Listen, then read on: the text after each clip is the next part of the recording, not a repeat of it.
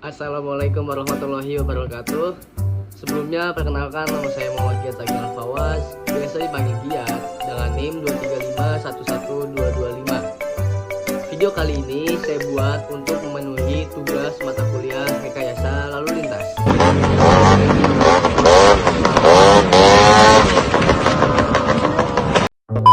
Teman-teman ada nggak nih yang kalau bawa kendaraan, khususnya motor, masih kayak video tadi? Pas banget nih, karena pada video kali ini kita akan membahas mengenai hubungan antara pengendara atau pengemudi dengan keselamatan lalu lintas.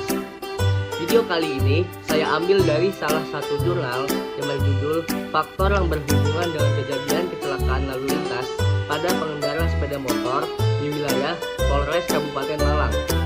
Jurnal ini dikutip dari artikel php.garuda.kemendikbud Journal of Nursing Science Fikes Universitas Brawijaya Malang yang ditulis oleh Mark Said, Muhammad Hidayat, dan Ahsan pada tahun 2013. Kita lanjut pembahasan aja ya, mulai dari latar belakang dulu. Di era modern, perkembangan teknologi mendorong pertumbuhan alat transportasi yang pesat, memberikan dampak positif seperti peningkatan kesejahteraan dan kemudahan mobilitas. Namun, hal ini juga memicu dampak negatif seperti kemacetan dan peningkatan angka kecelakaan lalu lintas. Di Kabupaten Malang, tingginya mobilitas penduduk tidak diimbangi dengan fasilitas transportasi yang memadai. Akhirnya, banyak masyarakat beralih menggunakan sepeda motor karena lebih praktis dan juga hemat. Hal ini berkontribusi pada meningkatnya kecelakaan lalu lintas. Data menunjukkan bahwa sepanjang tahun 2012 terjadi 623 kasus kecelakaan dengan 771 sepeda motor terlibat, mengakibatkan 796 korban luka dan 108 korban meninggal dunia. Kita lanjut ya. Peningkatan jumlah sepeda motor Kabupaten Malang berdampak pada peningkatan jumlah kecelakaan. Penyebab kecelakaan lalu lintas sepeda motor disebabkan oleh faktor pengendara. Penelitian ini bertujuan untuk menganalisis faktor yang berhubungan dengan kejadian kecelakaan lalu lintas pada pengendara sepeda motor di wilayah Polres Kabupaten Malang. Desain penelitian yang digunakan pada penelitian ini adalah observasional analitik dengan pendekatan cross-section, bermaksud untuk mendapatkan gambaran secara jelas mengenai faktor-faktor yang berhubungan dengan kejadian kecelakaan lalu lintas pada pengendara sepeda motor. Kita lanjut saja langsung ke pembahasan. Di sini saya akan menjelaskan salah satu faktor dari keempat faktor yang ada dalam jurnal ini. Saya akan mengangkat analisis yang berhubungan faktor manusia dengan kejadian kecelakaan lalu lintas pada pengendara sepeda motor. Kecelakaan lalu lintas dapat terjadi karena beberapa faktor yang saling berinteraksi.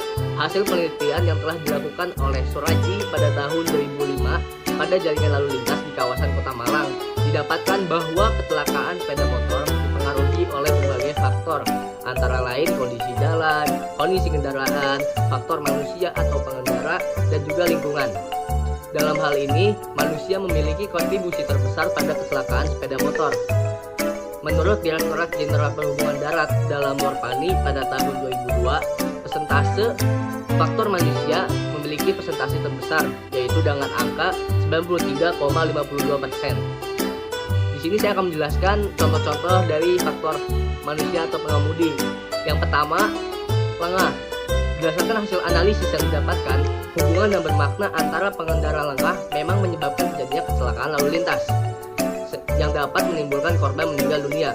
Hal ini karena pengendara yang sedang lengah mengemudikan kendaraannya terjadi penurunan daya konsentrasi dan sikap responsibilitas dalam berkendara. Pengendara yang lengah disebabkan beberapa hal, antara lain sedang melamun, sedang overthinking, menggunakan handphone, mungkin juga bercanda dengan teman yang diboncengkannya. Kemudian, contoh yang kedua adalah mengantuk. Berdasarkan hasil analisis didapatkan, hubungan yang bermakna antara pengendara mengantuk dengan kejadian meninggal akibat kecelakaan lalu lintas sangatlah besar. Mengantuk merupakan keadaan di mana pengendara kehilangan daya reaksi dan konsentrasi akibat kurang istirahat. Pengendara yang mengantuk akan berkurang staminanya jika mengendarai sepeda motor dengan kecepatan 80 km/jam selama 2 jam tanpa henti. Dari tabel 5.5 diperoleh data bahwa korban meninggal dunia yang diakibatkan pengendara mengantuk berjumlah 13 kecelakaan. atau sebesar 48,1%. Jika dibandingkan dengan penyebab kecelakaan pengendara lengah, mengantuk lebih sedikit menyebabkan meninggal dunia dibanding lengah. Kemudian contoh yang 3 adalah mabuk. Berdasarkan hasil analisis didapatkan bahwa pengendara mabuk merupakan faktor yang beresiko menyebabkan kecelakaan lalu lintas. Seseorang yang berada sangat berbahaya jika mengemudikan kendaraan dalam keadaan terpengaruh oleh alkohol, karena akan mengganggu konsentrasi, penglihatan, dan juga koordinasi terhadap rambu-rambu lalu lintas. Kemudian contoh yang keempat adalah velocity.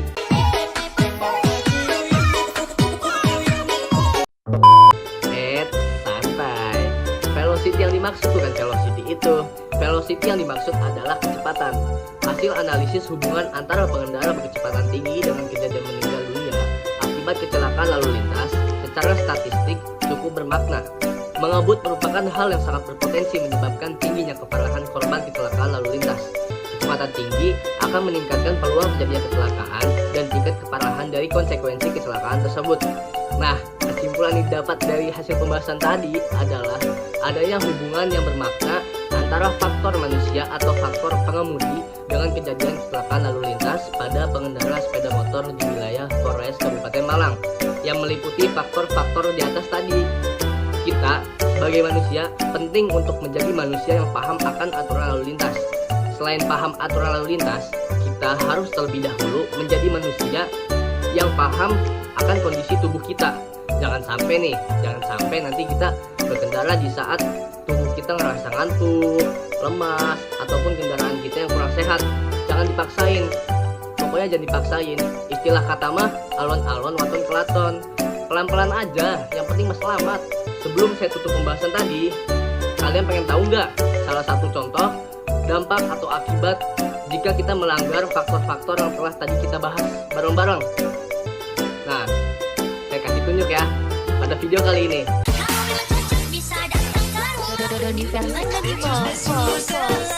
Oke, mungkin video tadi juga sebagai penutup dari video saya kali ini. Jika ada salah kata, saya minta maaf. Kurang lebihnya mohon maaf juga. Wabillahi taufiq wal hidayah. Wassalamualaikum warahmatullahi wabarakatuh.